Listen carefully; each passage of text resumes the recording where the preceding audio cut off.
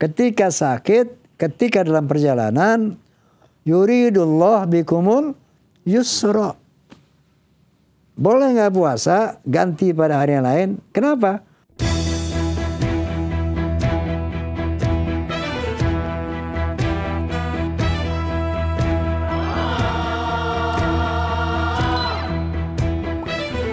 Assalamualaikum warahmatullahi wabarakatuh.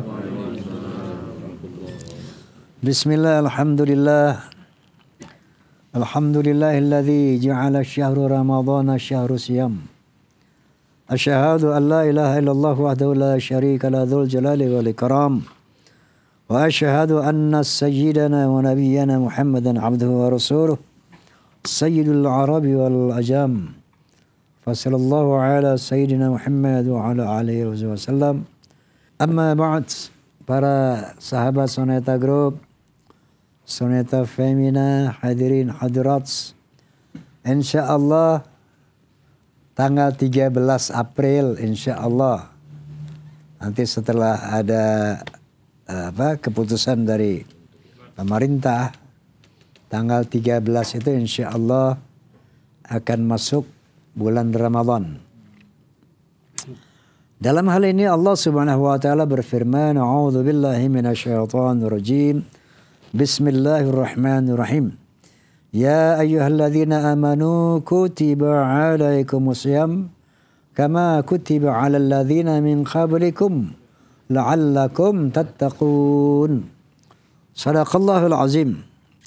Artinya, hai orang-orang beriman, kutiba alaikumusiyam, diwajibkan atas kamu berpuasa seperti telah diwajibkan atas orang-orang sebelum kamu. La'allakum tattaqun, supaya kamu menjadi orang-orang yang takwa. Di sini ada barangkali 4 hal yang perlu digarisbawahi. Yang pertama, seruan Allah kepada ya ayyuhalladzina amanu. Allah tidak menyerukan ya ayyuhan nas, hai manusia, tidak. Tapi Allah mengatakan ya ayyuhalladzina amanu, orang yang beriman. Diwajibkan berpuasa bagi orang yang beriman. Orang yang beriman itu siapa? Sebagaimana arkanul iman, orang yang percaya kepada Allah, yang percaya kepada hari akhirat, yang percaya kepada kitab-kitab suci, malaikat-malaikatnya, dan hari kiamat, kadar baik buruk dari Allah. Ini yang dipanggil. Kenapa? Karena kalau nggak beriman nggak bisa puasa. Yang bisa melakukan puasa orang yang beriman. Itu pertama. Yang kedua, kataba kutiba alaikum. Itu diwajibkan atas kamu. Dalam kaidah usul fiqih, al-wajibu ma yusabu ala fi'alih wa yu'aqabu ala tarkih. Satu perbuatan yang apabila dikerjakan mendapat pahala, kalau tidak dikerjakan mendapat siksa. Itu hukum wajib. Al-wajibu ma yuthabu ala fi'lih wa yu'aqabu ala tarkih. Mendapat pahala kalau dikerjakan, mendapat siksa kalau ditinggalkan. Yang ketiga, kutiba alaikumusiyam. Soal siyam, puasa. Secara etimologis, puasa itu adalah al-imsaku 'anil ta'am wa syurbi wal jima' ma'an niyat min tulu'il fajri ila ghurubis syams. Jadi puasa itu secara garis besar al-imsaku 'anil ta'am wa syurbi wal jima' min tulu'il fajri ila ghurubis syams. Ya. Berpuasa dari makan dan minum dan berjima. Min tulu'il fajri ila ghurubis syams, dari terbit matahari sampai terbenamnya matahari. Tapi secara terminologi puasa itu adalah menahan berbagai macam hawa nafsu.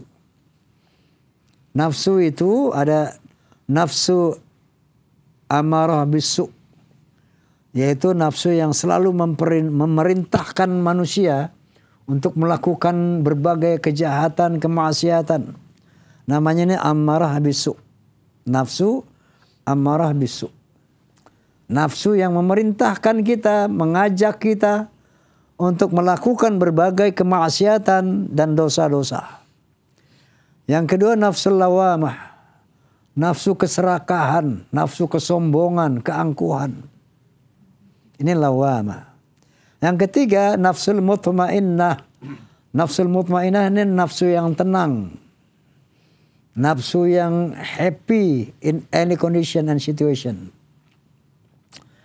Jadi puasa pada hakikatnya melatih diri untuk menguasai jiwa kita, hati kita, diri kita untuk tidak melakukan hal-hal maksiat.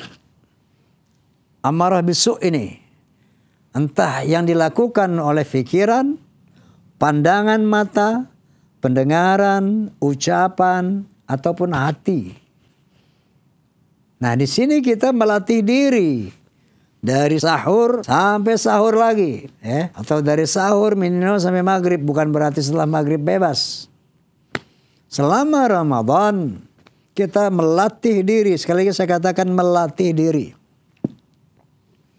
Riyadhah, melatih diri. Untuk menjaga pikiran, pandangan, pendengaran, ucapan, hati dari hal-hal maksiat. Dari berbagai macam kemungkaran. Latihan kita. Ya. Kemudian dari nafsu lawamah. Nafsu amah itu nafsu keserakahan. Tidak qanaah. Kalau qanaah itu merasa cukup. Kalau lawamah ini maunya lebih. Serakah.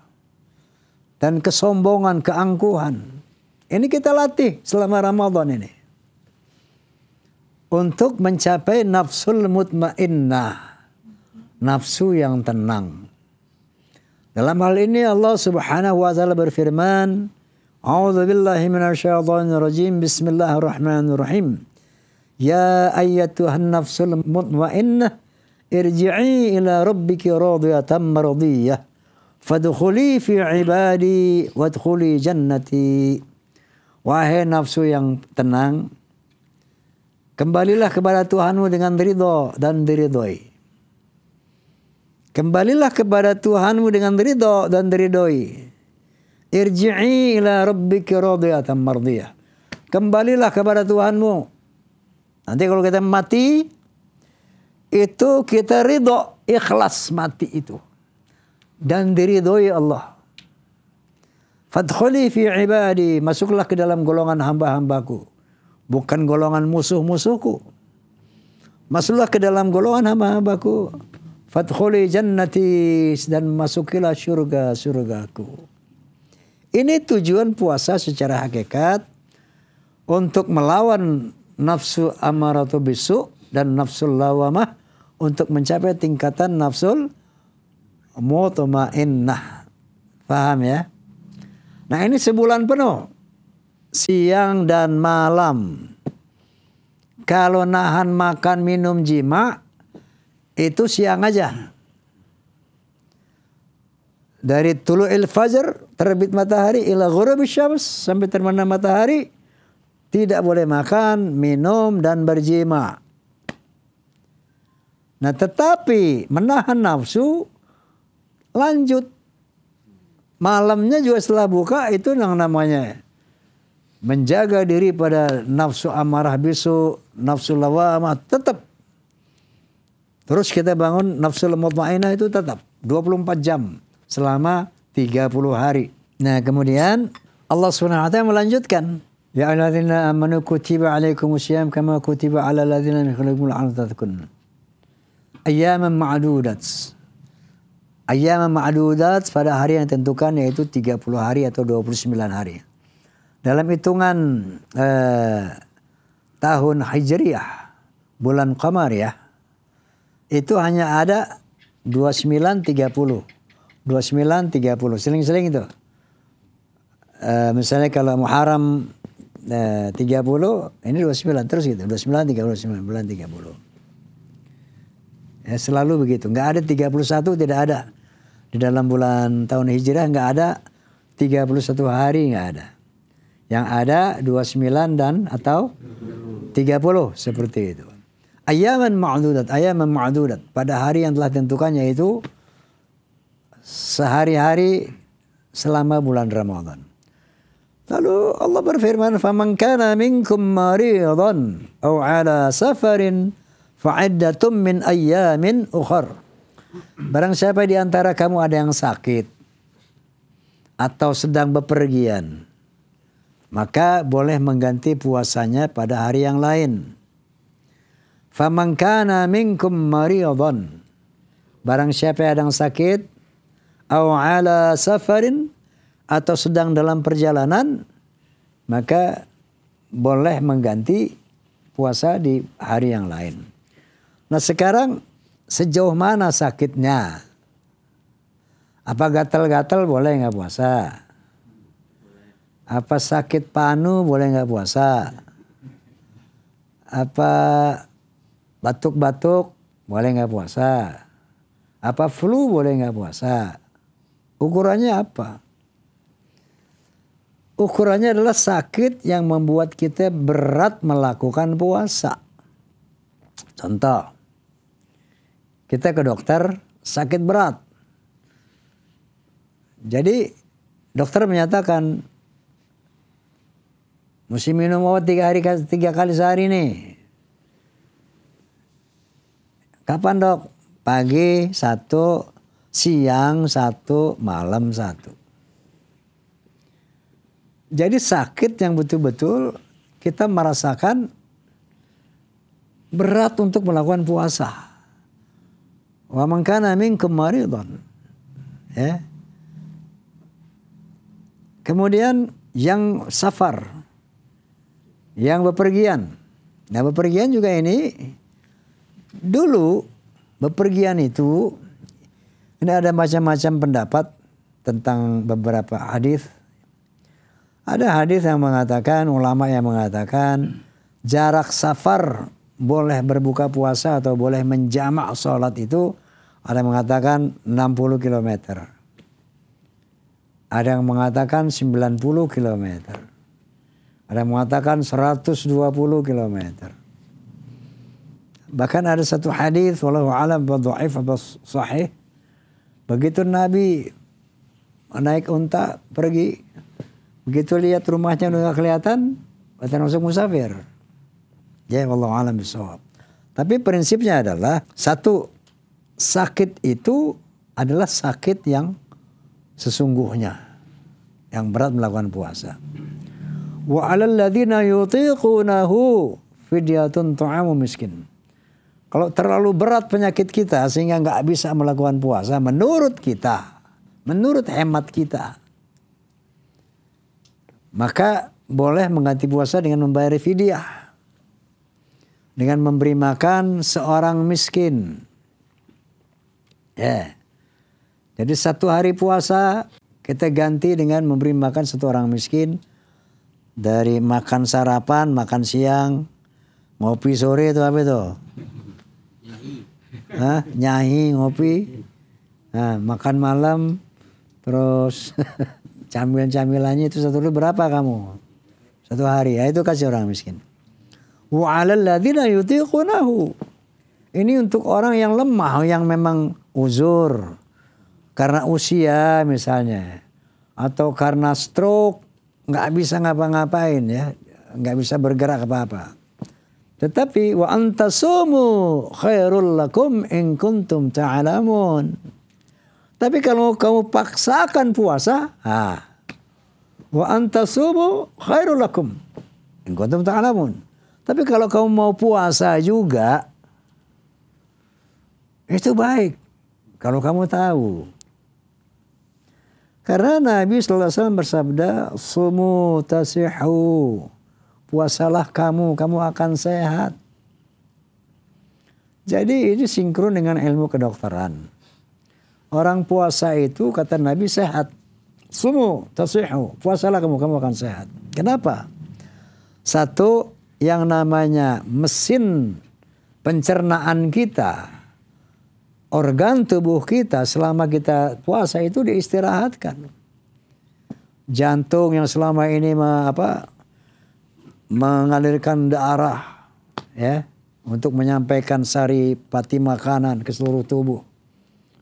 Kemudian pencernaan yang biasa menggiling makanan, paru-paru mengambil udara untuk juga bagaimana kerjasama jantung, paru-paru, ginjal. Ketika makanan masuk mereka bekerja sama itu. Itu begitu puasa ini istirahat. Ketika organ tubuh istirahat, maka terjadilah yang namanya pergantian sel-sel mati. Sel-sel rusak, sel-sel mati diperbaharui. Jadi ada kesempatan misalnya ibarat mobil, ya. Kalau nggak dipakai, dibawa ke bengkel tuh ada kesempatan benerin ininya nih, apanya bautnya ada yang kurang kencang dikencengin, akinya kurang bagus disetel lagi. Apanya gitu kan, diservis ketika tidak dipakai jalan. Begitu juga organ tubuh nih, begitu tidak makan dia istirahat, diservis. Nah jelas secara ilmiah pun sehat, secara kedokteran pun sehat. Sumu tasihu. Nah yang di dalam perjalanan itu ukurannya apa? Apa jarak? Ya. Apa beratnya perjalanan? Gimana sekarang ini? Kita naik kuda, ya, naik onta dari Depok ke Bogor, atau jalan kaki dari Depok ke Bogor. Capek nggak? Capek. Tapi kalau naik motor capek nggak? Depok Bogor, berat nggak? Nggak berat. Naik mobil lebih ringan lagi, apalagi pakai AC mobilnya. Lebih ringan lagi. Ke Surabaya. Zaman dulu Rasulullah dan para sahabat, orang-orang dulu. Makkah Madinah itu jaraknya berapa? Kalau nggak salah 500 km ya. Allahu alam, lupa saya. Itu dulu pakai onta. 500 km kira-kira dari sini Semarang lebih, Jakarta Semarang deh. Kalau sampai Surabaya kan kurang lebih 1000 ya. 1000 km. Itu ke Semarang pakai onta. Panas terik. Nah zaman sekarang ke Semarang pakai pesawat. Jakarta Semarang pakai pesawat setengah jam. Kalau ke Surabaya 1 jam. Berat nggak pakai pesawat? Kalau pakai onta, pakai kuda berat nggak? Berat. Jadi yang mana pertimbangan ini? Apakah dari jarak tempuh atau ringan beratnya tempuh? Nah makanya di sini muncullah ijtihad. Makanya beragama itu Ahlus Sunnah wal Jamaah ada ijtihad. Ada qiyas gitu ya. Karena situasi dan kondisi itu selalu berkembang. Enggak statis. Perkembangan perkembangan itu membutuhkan ijtihad. Pada dasarnya Allah mengatakan wa antasumu khairul lakum in kuntum ta'lamun. Kamu sakit, kamu dalam perjalanan boleh aja tidak puasa. Tapi kalau kamu puasa, khairul lakum, lebih baik buat kamu. In kuntum ta'lamun. Ada dispensasi ketika sakit dan safar. Dengan ketentuan tadi, terserah mau yakinin yang mana. Mau yang 60 km, mau yang 90 itu insya Allah nggak terlalu prinsip. Tapi ukuran kita ini zaman sekarang ini beratnya nggak sih? Ke Surabaya 1000 kilometer sejam. Tapi ke Bogor jalan kaki beratan mana? Ke Bogor cuman dari sini 15 kilo tuh, 20 kilo deh. Jalan kaki. Beratan mana? Dua-duanya safar nih. Dua-duanya safar, perjalanan. Bogor 20 kilometer jalan kaki. Tapi ke Surabaya, ke Hong Kong deh 4 jam. Capek nggak? Nggak berkeringat. Nah di sini persoalan yang membutuhkan ijtihad tadi ya. Nah demikianlah Allah SWT menyatakan, "Faman kana minkum maridan aw 'ala safarin fa'idatun min ukhra. Wa 'alal ladzina yutiqunahu fidyatun ta'amu miskin. Wa antasmu khairul lakum in kuntum ta'lamun." Nah, dilanjutkan, Syahrul Ramadan alladzi unzila fihi al-Qur'an. Bulan Ramadan itu bulan yang diturunkan Al-Qur'an. Kapan diturunkannya? 17 Ramadan. Ini nanti bab sendiri lagi nih. Nuzulul Quran nanti kita bahas bagaimana turunnya Al-Quran. Bahwa sampai di sini di ayat yang Allah mengatakan wa man kana maridan aw ala safarin fa'iddatun min ayyamin ukhar. Kalau sakit dalam berpuasa atau dalam perjalanan boleh tidak puasa. Kenapa? Yuridullahu bikumul yusra wala yuridu bikumul usra. Nah ini juga harus garis bawah ini. Artinya yang dispensasi ini ketika sakit, ketika dalam perjalanan, yuridullah bikumul yusra. Boleh nggak puasa, ganti pada hari yang lain. Kenapa? Sebenarnya Allah tuh ingin meringankan kamu. Wala yuridu bikumul usr. Allah tidak ingin memberatkan kamu. Jadi sini udah ada gambaran belum nih? Ukurannya apa? Berat dan ringan. Ya. Itu di 184. Wa man kana minkum maridan aw ala safarin fa'iddatun min ayyamin ukhra yuridullahu bikumul yusra wala yuridu bikumul usra. Tujuannya boleh berbuka ketika sakit, boleh berbuka ketika dalam perjalanan dengan pertimbangan Allah ingin meringankan kamu, bukan ingin memberatkan. Kira-kira udah terjawab belum yang tadi itu? Ukurannya. Kalau kita ke Surabaya, ke Hongkong ringan, ke Bogor naik sepeda berat. Sementara Allah berfirman, boleh membatalkan puasa. Kenapa? Yuridullahu bikumul yusra, supaya ringan. Wala yuridu bikumul usr, dan Allah tidak ingin memberatkan kamu. Jadi barangkali di sini bisa jadi acuan. Ukurannya itu adalah ringan dan berat. Tentu dengan tidak mengabaikan jarak ini. Ya.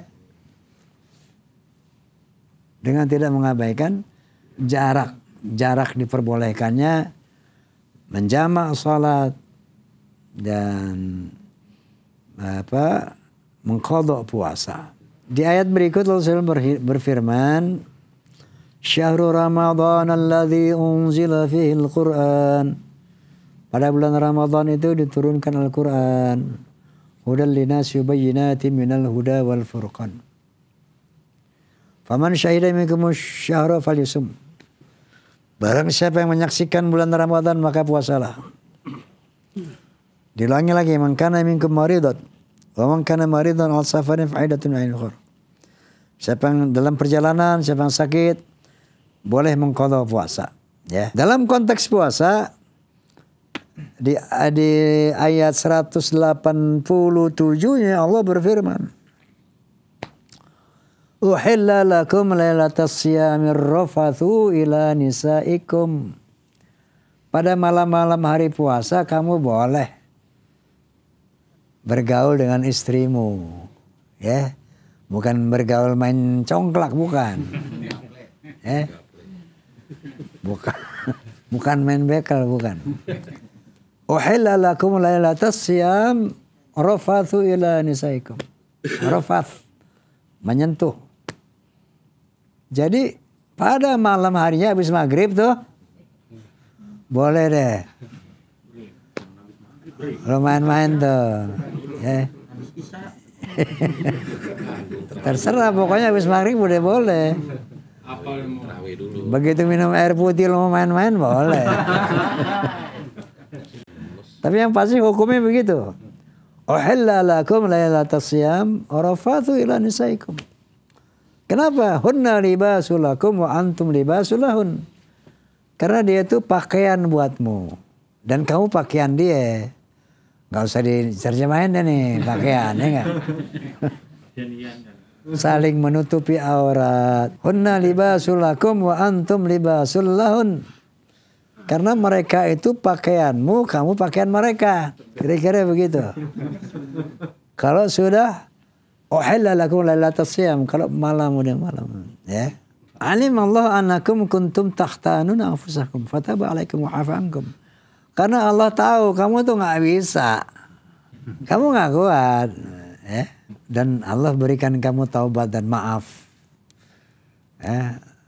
Alim Allah annakum kuntum takhtanun anfusakum fataba alaikum wa afa ankum. Allah tahu bahwa kamu nggak tahan. Habis puasa, habis tarawih, terus nggak ngapa-ngapain, Allah tahu dah. Maka Allah mengampuni kamu, memaafkan kamu. Jadi fal'ana bashiruhunna wabtagu ma kataballahu lakum. Maka sekarang gaulilah istrimu sebagaimana yang Allah berikan petunjuk. Ya, sebagaimana yang Allah arahkan bagaimana kita bergaul dengan istri. Wala tubashiruhunna wa antum akifuna fil masajid. Jangan kamu dekati istrimu ketika kamu beriktikaf di masjid. Ya. Jadi tilka hududullah fala taqrabuha. Demikianlah hukum Allah, jangan dekatin perempuan istri kita ketika kita iktikaf di masjid. Ya. Biasanya Rasulullah SAW melakukan iktikaf itu 10 hari terakhir Ramadan. Habis malam 21 langsung iktikaf di masjid. Ya, kira-kira itulah sekitar puasa Ramadan. Mari kita baca suratul Fatihah. Berkatil Fatihah, bikaramatil Fatihah. Kita mohon kepada Allah Subhanahu wa taala agar kita diberikan taufik, hidayah, berinayah, agar kuat melaksanakan syam Ramadan dalam rangka melatih diri melawan nafsu-nafsu yang nawamah, nafsu-nafsu yang amaratu bisu, untuk mencapai nafsul mutmainnah. Ala hadhihi niyyah wa ala kulli niyatin salihah wa ala hadratin Nabi Mustafa Rasulullah sallallahu alaihi wasallam. Al-Fatihah.